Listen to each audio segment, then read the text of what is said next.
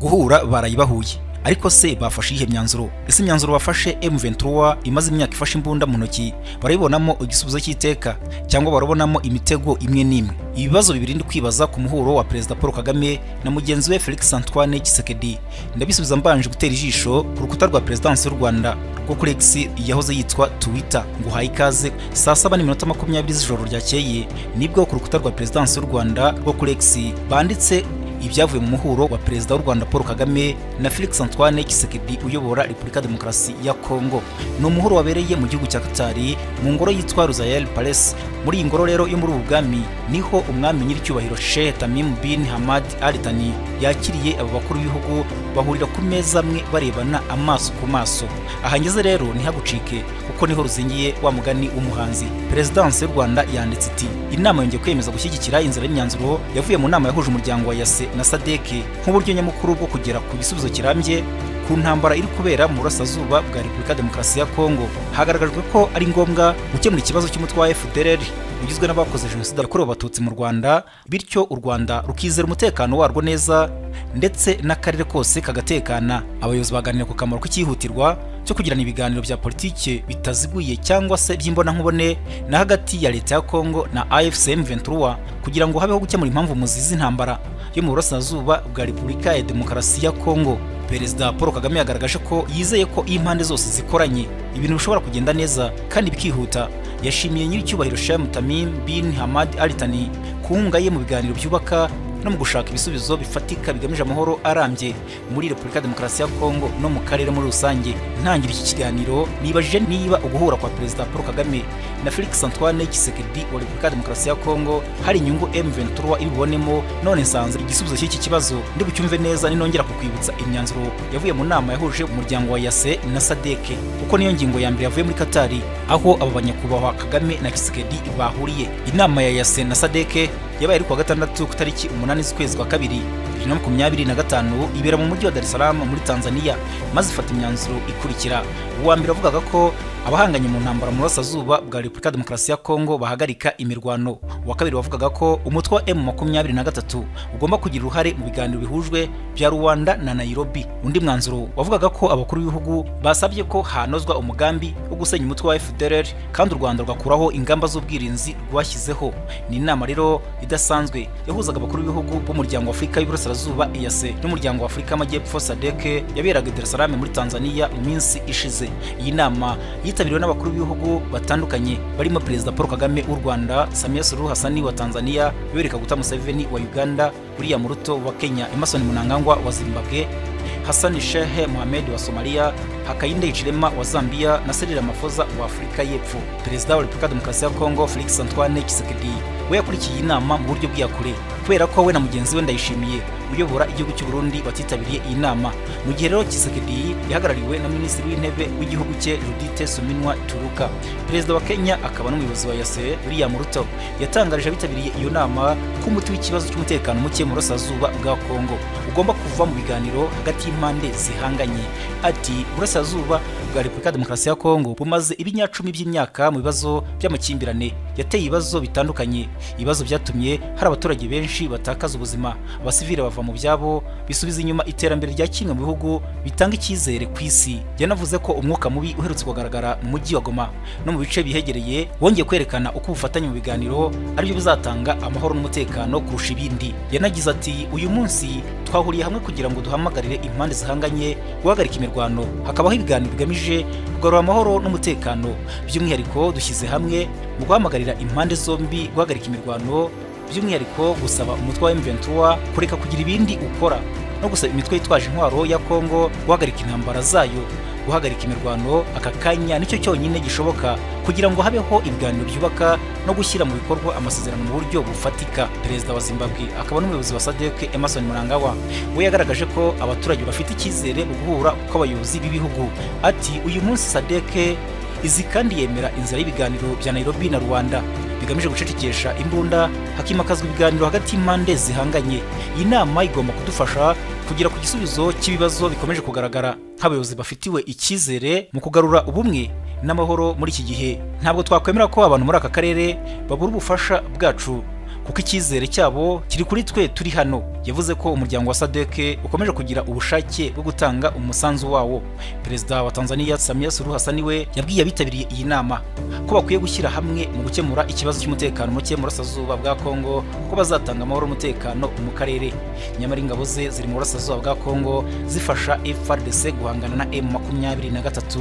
Ati twiboneye ibikorwa by'ubugizi bwa nabi byagize ingaruka ku buzima bw'abantu benshi bava mu byabo, ndetse n'umutekano muke wagize ingaruka ku bukungu n'ubucuruzi bwambukiranya imipaka. Suluhu Hassan yashimangiye ko nk'abayobozi mu karere hari ibyo amateka azababaza bakomeza kurebera ibiri kuba uyu munsi. Inama ihuza ya Sena SADC yari yatumijwe mu gushakira hamwe umuti urambye ikibazo cy'umurasirazuba bwa Kongo nyuma y'uko umutwe wa M23 wari umaze gufata umujyi wa Goma, umurwa mukuru w'intara Kivu y'Amajyaruguru. Gusa bwarakeye bafata n'umurwa mukuru w'intara Kivu y'Amajyepfo Bukavu. Ni inama rero yari yabanjirijwe n'iy'abaminisitiri b'ububanyi n'amahanga baturuka muri iyi miryango ya SADC na EAC.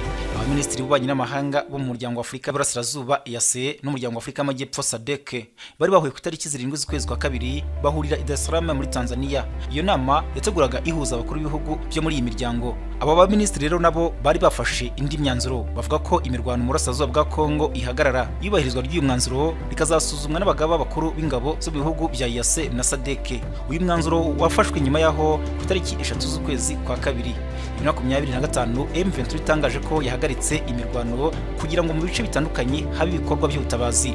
Gusa ihuriro ry'ingabo za leta ya Kongo FARDC n'abayifasha muri iyi mirwano ryakomeje kugaba ibitero ku birindiro by'uyu mutwe wa M23, nabo bituma wongera guhagurukana intwaro barahangana. Banzuye ko hashyirwaho ingamba zirema ukwizerana hagati y'impande zirebwa n'aya makimbirane. Basaba ko ibiganiro bya Nairobi byasubukurwa hakanozwa n'uburyo bwatuma byuzuzanya n'ibya Rwanda bihuza u Rwanda na Repubulika Demokarasi ya Kongo. Abaminisitiri rero banagaragaje ko hakwiye ibiganiro byitabirwa n'impande zose zirebwa n'aya makimbirane zirimo abarwanyi ba M23 hagamijwe gushaka impamvu muzi zayateye kugira ngo ashakirwe ibisubizo birambye.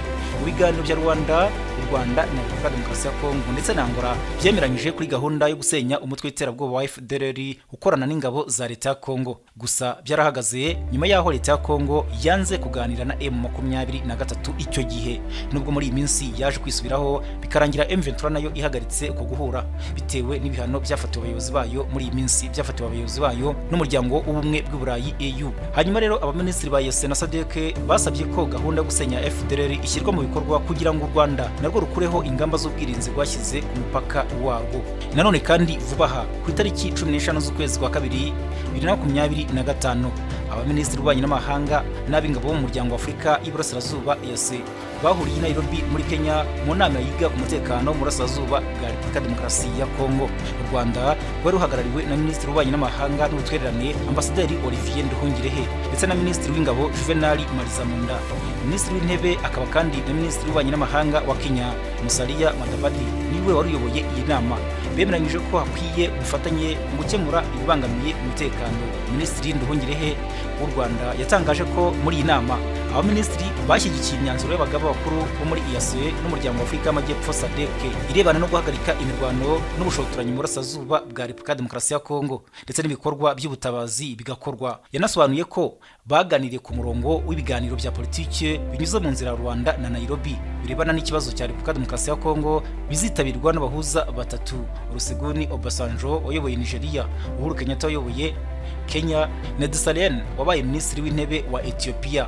Inama y'abaminisitiri bo muri EAC yabanjirije yabahuje n'abo muri SADC ku itariki 17 z'ukwezi kwa gatatu 2025 mu mujyi wa Harare muri Zimbabwe. Budakeye kabiri n'ubundi kuri iyo tariki 17 z'ukwezi kwa gatatu 2025 barahuye baraganira no kuvuga SADC na EAC ku myanzuro yafashwe n'abakuru b'ibihugu byo muri iyi miryango ubwo bahuriraga i Dar es Salaam muri Tanzania mu kwezi gushize. Yarimo guhagarika imirwano no korohereza ibikorwa by'ubutabazi nk'uko rero babisabwe n'abakuru b'ibihugu muri gahunda y'aba baminisitiri, harimo gushyiraho ingamba z'igihe gito n'iz'igihe kiringaniye ndetse n'igihe kirekire zafasha uburasirazuba bwa Kongo kubona amahoro arambye no gushyiraho urwego ruzagenzura ishyirwa mu bikorwa ryazo. Ingamba z'igihe gito bazihaye iminsi 30 zirimo gutangiza ibiganiro ku rwego rwa gisirikare hagati y'impande zishyamiranye birebana no guhagarika imirwano n'ubushotoranyi. Muri iyi minsi impande zishyamiranye zigasabwa kwirinda kwagura ibirindiro kugira ngo inzego z'ubutabazi zikora imirimo yazo nta nkomyi no gufungura ikibuga mpuzamahanga cy'indege cya Goma ndetse n'icya Kavumu bigenzurwa n'umutwe wa M23. Akarere ka Afurika y'ibiyaga bigari gafite urwego rugenzura umutekano wo ku mipaka EGVM. Abaminisitiri rero bemeranyije ko bazasaba uru rwego kongeramo abantu bahagarariye EAC na SADC kugira ngo bafatanye mu kugenzura iyubahirizwa ryo guhagarika imirwano n'ubushotoranyi hagati y'impande zihanganye. Nanone kandi mu ngamba z'igihe gito bemeranyije gushyiraho itsinda tekinike rihuriweho n'iyi miryango rigizwe n'abantu bari hagati ya 12 na 16 barimo abo mu nzego z'ubutasi, abashinzwe imirimo ya leta, ibikoresho n'ingendo zo mu kirere, bazajya bagenzura umutekano wo mu ntara ya Kivu y'Amajyaruguru na Kivu y'Amajyepfo, imigendekere y'ibikorwa by'ubutabazi n'umutekano w'ibikorwa remezo by'ingenzi. Ingamba z'igihe kiringaniye zo zahawe iminsi iri hagati ya 30 n'120 zikazarangwa no gushyira mu bikorwa ibyemezo bigamije kubaka icyizere hagati y'impande zishyamiranye mu rwego rwa politike n'urwa gisirikare, zikazajyanirana n'ibiganiro birimo abahuza. Perezida Cyril Ramaphosa wa Afurika y'Epfo ku itariki 17 z'ukwezi kwa gatatu yasobanuriye abanyamakuru ko mu ngamba zo kubaka icyizere harimo gucyura mu byiciro abasirikare bo mu butumwa bwa MEDIA ba SADC mu burasirazuba bwa Repubulika Demokarasi ya Kongo. Muri iyi nama rero bavugaga ko imyanzuro aba baminisitiri bafashe izatangira gushyirwa mu bikorwa cyangwa kugira agaciro mu gihe abakuru b'ibihugu byo muri EAC na SADC bazaba babyemeje. Mbere yo kugera ku musozo w'iki kiganiro, nyemerera mbanza ngutembereza mu binyamakuru byandika byo mu Rwanda nabyo byakojeje baba muri wino maze bikandika kuri uku guhura kwa Perezida Paul Kagame w'u Rwanda na Felix Antoine Tshisekedi wa Repubulika Demokarasi ya Kongo. Umuryango dotirwa batoruye bagira bati Perezida Paul Kagame w'u Rwanda na Felix Antoine Tshisekedi wa Repubulika Demokarasi ya Kongo bahuriye Doha muri Katari bahujwe n'umukuru w'igihugu, bemeranya guhera hano bagakomeza ibiganiro biganisha ku mahoro arambye nk'uko Minisiteri y'Ububanyi n'Amahanga ya Katari ibivuga. Kagame na Tshisekedi baherukaga guhura imbona nkubone kuri iki kibazo muri Nzeri 2022 i New York muri Leta Zunze Ubumwe za Amerika bahujwe na Perezida Emmanuel Macron w'Ubufaransa. Imihate myinshi yo guhuza abayobozi yageragejwe n'abandi bahuza mu gushaka amahoro ntiyashobotse kuva icyo gihe. Guhuzwa na Emir wa Katari Sheikh Tamim bin Hamad Al Thani byerekana imbaraga n'ijambo cy'igihugu gifite n'inyungu Repubulika Demokarasi ya Kongo n'u Rwanda bifite mu kubana na Katari. Mu ntangiriro z'umwaka wa 2023 Katari yagerageje guhuza Perezida Tshisekedi na mugenzi we Paul Kagame w'u Rwanda i Doha muri Katari, ariko nabwo ntibyashoboka. Itangazo rya Minisiteri y'Ububanyi n'Amahanga ya Katari kuri wa kabiri rivuga ko Kagame na Tshisekedi bumvikanye ku bushake bw'impande zose ku gahenge ako kanya nk'uko kasabwe n'inama yahuje imiryango y'ibihugu ya EAC na SADC mu kwezi gushize. Abo bayobozi kandi bemeranyije gukomeza gushaka amahoro biciye mu biganiro bya Rwanda na Nairobi byavuguruwe bigahuzwa nk'uko itangazo ry'iyi minisiteri ribivuga. Iyi nama y'Idoha yabaye mu gihe kuri wa kabiri havuzwe imirwano muri teritwari ya Walikare hagati ya M23 n'uruhande rw'ingabo za leta ya Kongo FARDC. Kandi ingabo za leta ya Kongo nizo zahababariye cyane. Dr Mohamed Ali Kulaif, minisitiri wa leta ya Katari ushinzwe ubuhuza no gukemura amakimbirane, yatangaje ku rubuga rwa X ari Twitter ko Katari yemeza ko ibiganiro ariyo nzira nyayo yo gukemura kutumvikana hagati y'ibihugu no kugera ku mahoro arambye.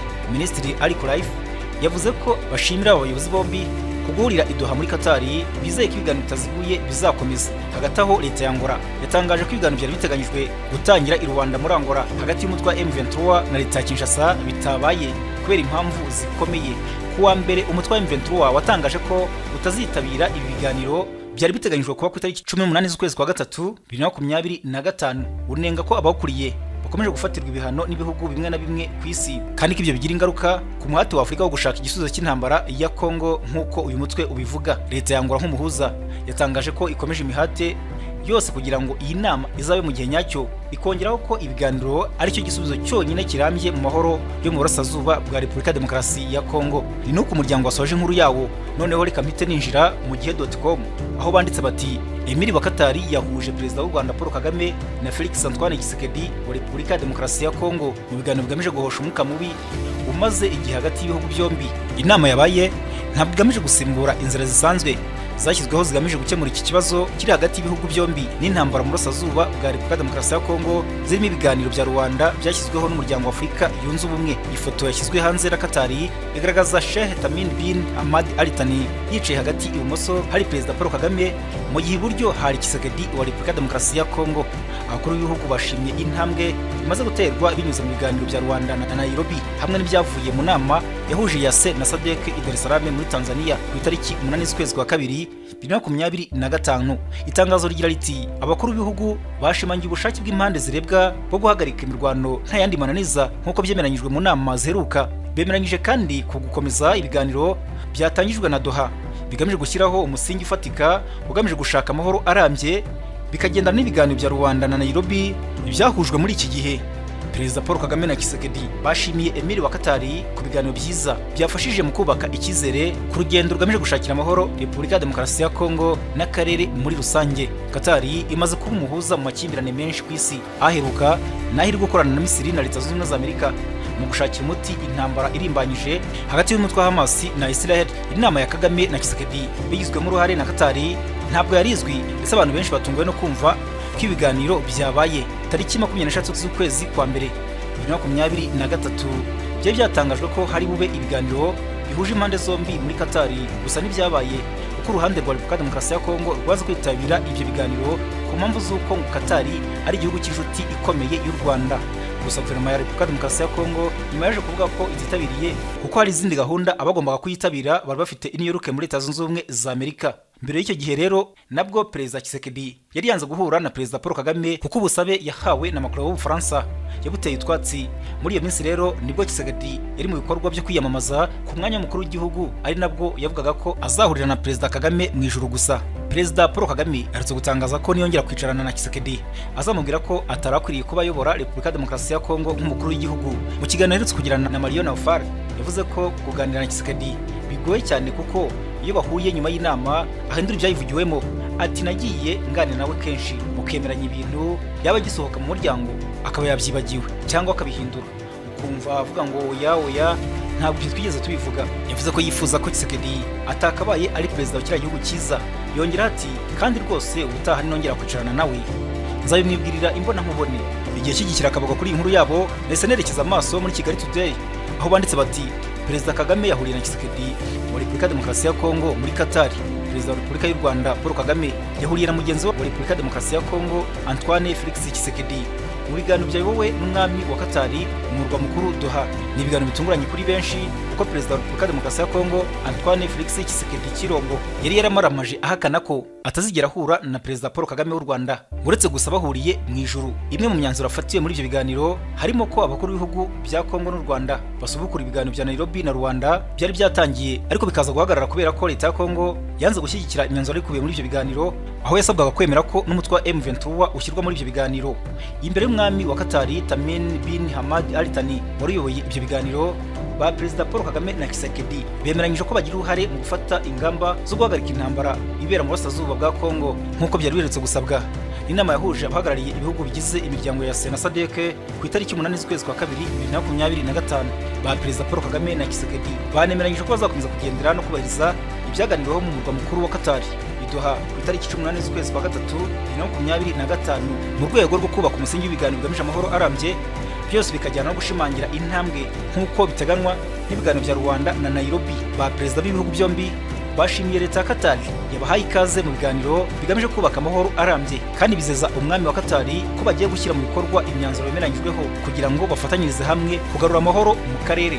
Perezida wa Repubulika y'u Rwanda Paul Kagame yaherukaga kuganira n'itangazamakuru avuga ko nta cyatuma adahura na mugenzi we wa Kongo nubwo we yari yaramaramaje ko atazahura na Kagame. Reka mpiniraha nkwibutsa ko niba hari igitekerezo ushaka kuduha watwandikira muri comment.